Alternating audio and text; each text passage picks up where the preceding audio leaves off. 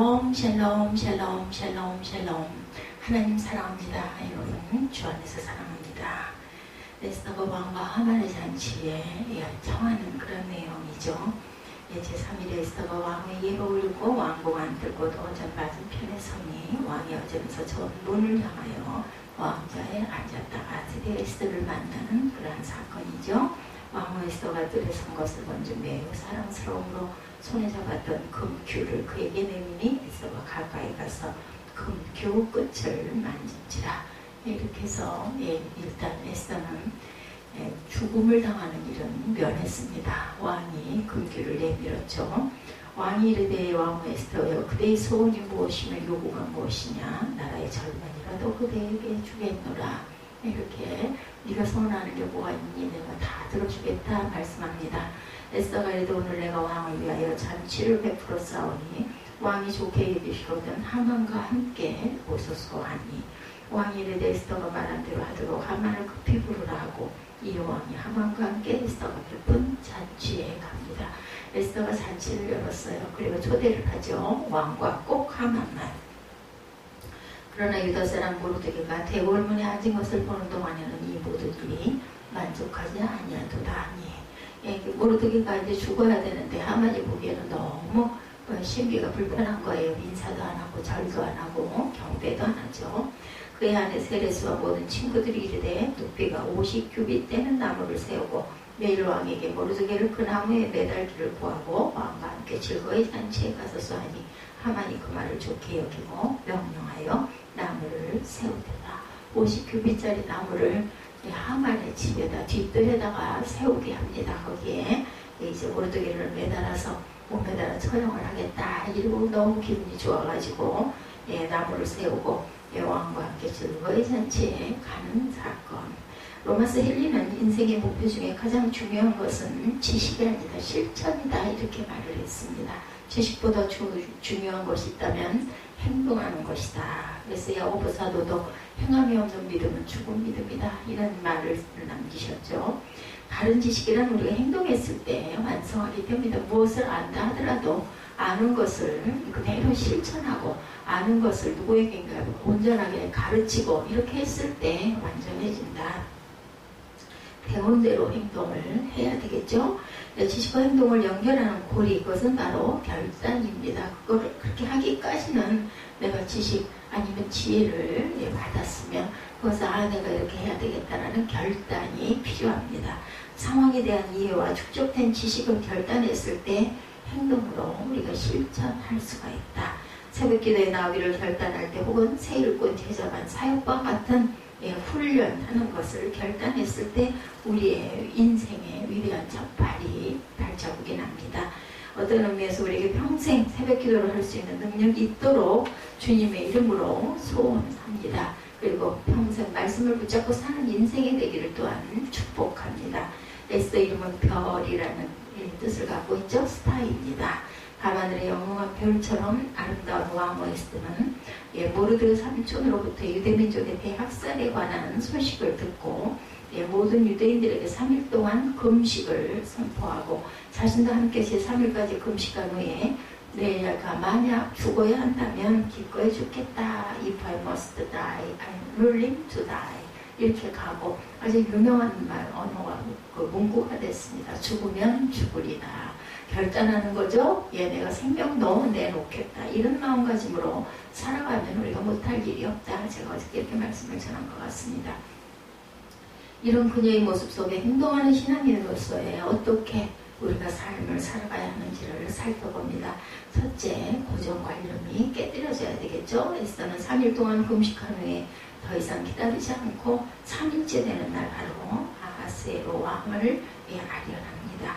당시 고대 사회에서는 왕의 신변을 안전하게 보호하기 위해서 왕후라 할지라도 왕이 부르지 않으면 나가서는 안 됩니다. 만약에 그냥 부르지 않는데 그냥 무조건 나갔다가는 죽음을 면할 수가 없습니다.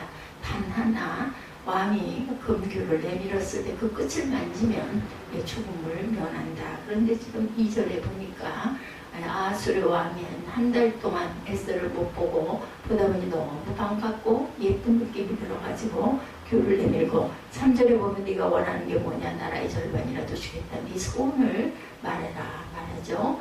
에스더가 제가 왕과 하만을 위한 잔치를 할 것이니 그곳에 보소서 하고 요청을 합니다. 이런 내용이 오늘 본문이죠.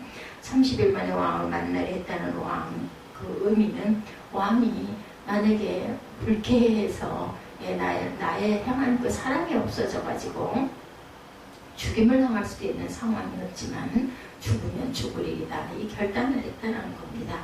우리에게 기도한 것이 있다면 어떤 난관과 어려움이 있어도 고정관념의 틀을 깨고 극복하는 모습이 필요하다.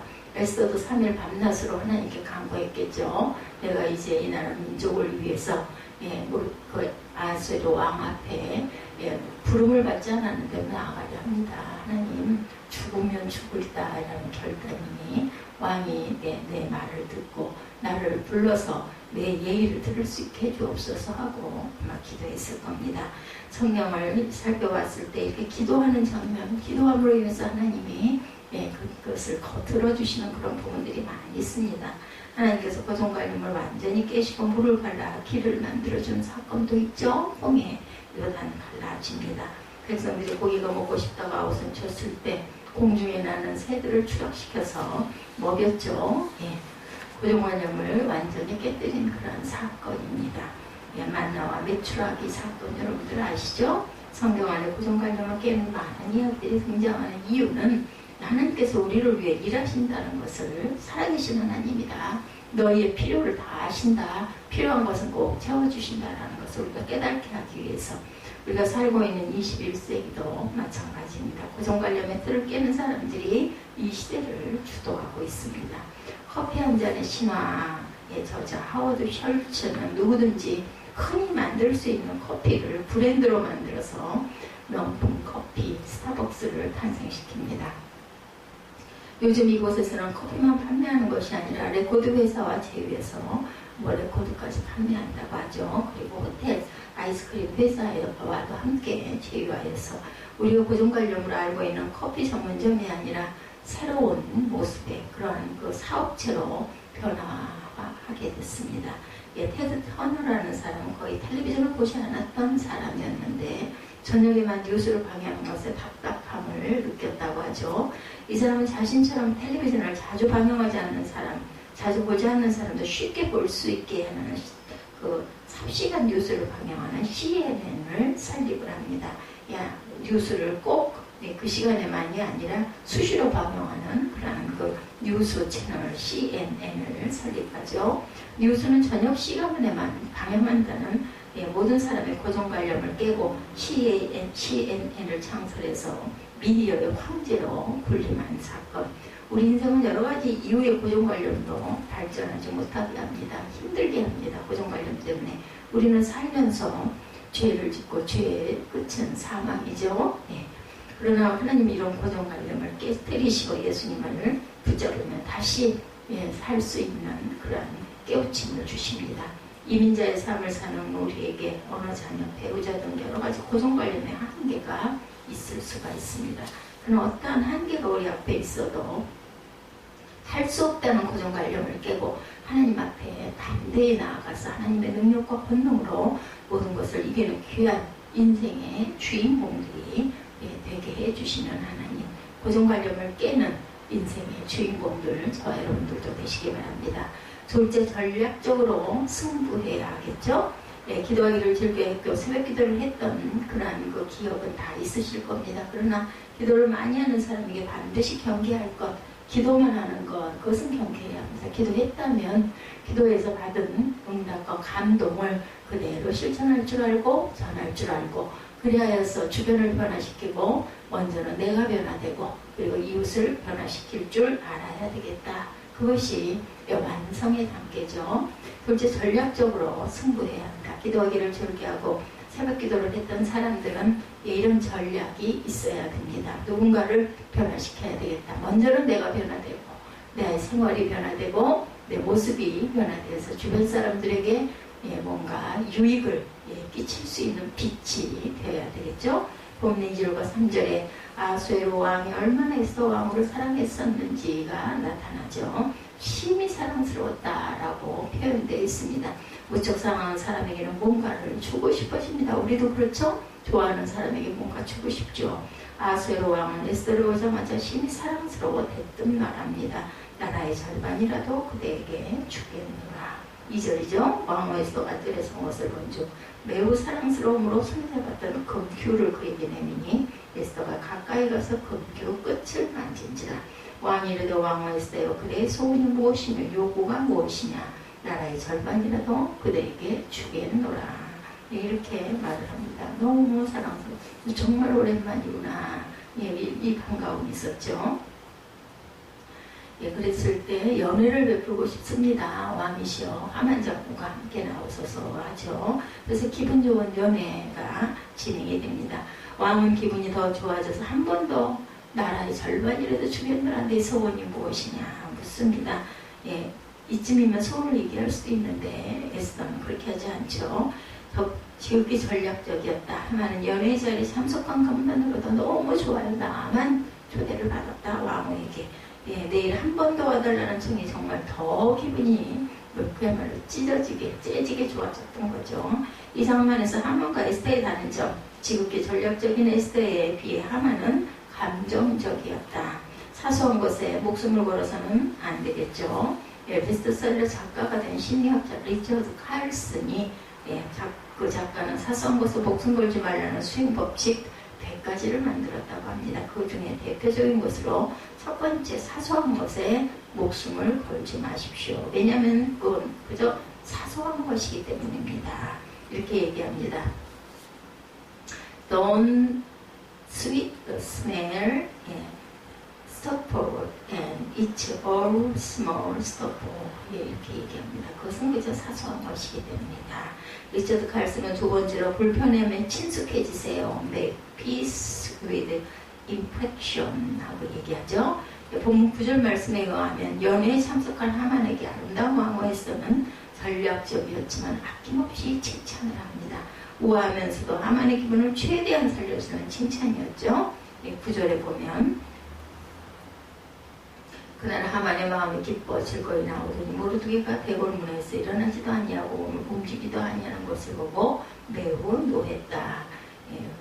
그리고 8절에 내가 만일 왕의 목전에 은혜를 입었고 왕이 내 소청을 허락하시며 내 요구를 시행하시기를 좋게 여기시면 내가 왕과 하만을 위하여 베푸는 잔치에 또 오소서.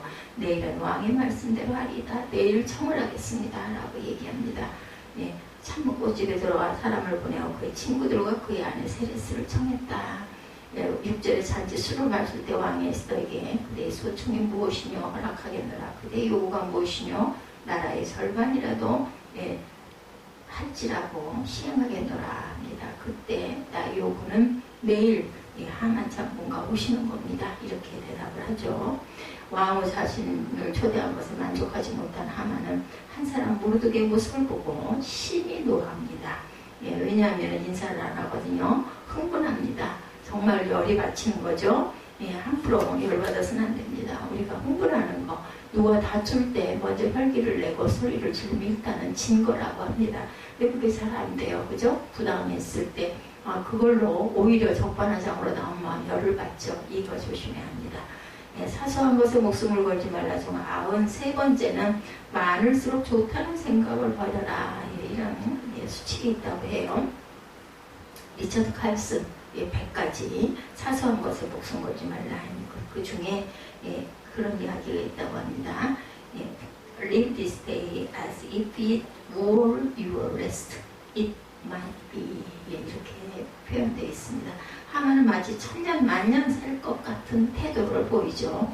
자신의 위치가 최고가 아님에도 불구하고 완판 불변의 법칙을 제대로 간파하지 못한 채 교만함의 극치를 보입니다. 우리는 다 죄인이기 때문에 우리 모두에게도 이런 모습이 있습니다. 아까 말씀드린 대로 열을 먼저 받았다가 하는 건 지는 거다. 하만 같은 모습이 우리 모두에게 있죠. 다시는 보고 싶지도 않고 만나고 싶지도 않은 사람들이 있죠. 그리고 나 자신도 상대방이 그런 사람이 될 수가 있다라는 것. 이럴 때 열받으면 죽는 거죠. 사소한 것에 절대로 열을 받아서는 안 된다. 전략적인 사람과 감정적인 사람의 극치가 나타나죠. 하만은 철저하게 모르드게에 대한 감정이 꿈틀거리고 있습니다. 열을 터지기 직전입니다. 이런 하만의 모습을 해서는 충분히 간파하고 전략을 씁니다. 전략적으로 대해야 돼도 열받았을 때는 행동하는 신앙인의 삶을 살기 위해서 훈련하고 연습해야 할 것이 있다면 바로 전략적인 삶을 실천해야 되겠다. 기도 많이 하면 할수록 우리는 전략적이어야 합니다. 기도를 많이 하면서 전략적인 인생이 되시기를 주님의 이름으로 축복합니다. 하나님의 뜻을 분명하게 분별할 수 있는 능력이 우리에게 필요하죠. 셋째, 분별력을 키워야 합니다. 14절에 50규빗이나 높은 나무를 세우고 내일 왕에게 모르드게를 그 나무에 달기를 원하고 왕과 함께 즐거이 잔치에 나아가소서. 하만이 그 말을 선히 여기고 명하여 나무를 세우니라. 저 50규빗쯤 되는 나무에 매달아 죽이라 라는 그런 말이었죠. 이것은 바로 감정적인 사람이 보여지는 극치의 모습. 그러나 이 생각은 하만이 했던 것이 아니고 친구들과 아내 세레스가 했던 생각이었습니다. 지난 20세기를 멘토의 시대다 이렇게 얘기합니다. 어떤 조언이나 지혜를 해줄 수 있는 사람을 만나 인생의 지도를 받는 것을 의미하죠. 21세기는 멘토의 시대를 넘어서 이제는 코칭의 시대라고 합니다. 코칭이란 자신의 행동과 모습을 함께 보여주면서 이끌어가는 것을 말합니다. 하만은 멘토와 코칭에 약했다. 그의 친구나 아내의 생각은 별로 좋은 조언이 되지 못했습니다. 행동하는 신앙인의 삶을 살 때 하나님의 말씀을 청정하는 사람들의 말을 들을 줄 알아야 된다.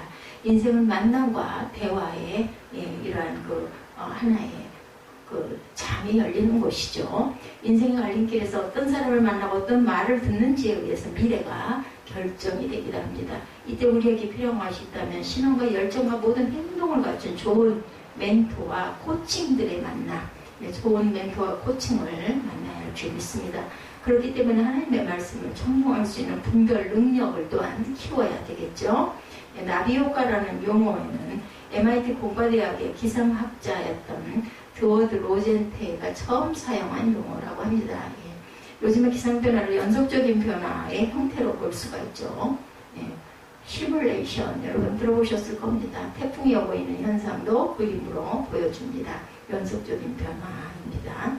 이것을 처음 컴퓨터로 만든 사람이 에드워드 로렌츠였고 1960년도에 지난 그 40년 동안 준비한 모든 정보들을 컴퓨터에 입력을 합니다. 1960년도에 그 전 40년, 그렇죠. 그러면 1920년부터 60년대까지였다고 볼 수 있겠죠. 60년도에 컴퓨터에 입력했으니까 시간이 많이 지났어요. 지금 2019년이죠. 60년대였으면 59년, 한 60년 또 됐네요. 원래 0.506127의 소수점이 그 이하 6자리를 입력해야 하는데 옛날 컴퓨터는 보급이 빠르지 않았기 때문에 조금 생략하여서 0.506 1000분의 1만 정보를 입력했다고 합니다. 그런데 입력 후 결과는 놀랍게 달라집니다. 자신이 생각했던 것과 완전히 다른 결과였다고 하죠. 다시 0.506127을 입력한 결과 소수점 이하의 자리에 나머지 세 자리 숫자가 미치는 영향력이 엄청나게 크다는 것을 발견하게 됩니다. 쉽게 설명하면 한국에서 나비 한 마리가 날개를 퍼득거렸는데 그 작은 파장이 밀리고 밀려서 뉴 얼륜즈의 파도를 만들어 강타한 것. 이것이 바로 나비 효과라는 거죠. 지식인과 행동하는 사람은 이렇게 차이가 난다는 것을 설명하고 있습니다. 하나님이 원하는 사람은 참된 지식인과 참된 행동을 하는 사람들입니다. 그렇게 되기 위해서는 고정관념의 틀을 깨고 감정적이기보다는 전략적이고 영적 분별 능력을 가지고 지속적인 삶을 살아야 된다. 이럴 때 이 나비 효과가 엄청난 파장을 일으킨다는 거죠. 행동하는 신앙인 저와 여러분들이 되시기를 주님의 이름으로 축복합니다. 하나님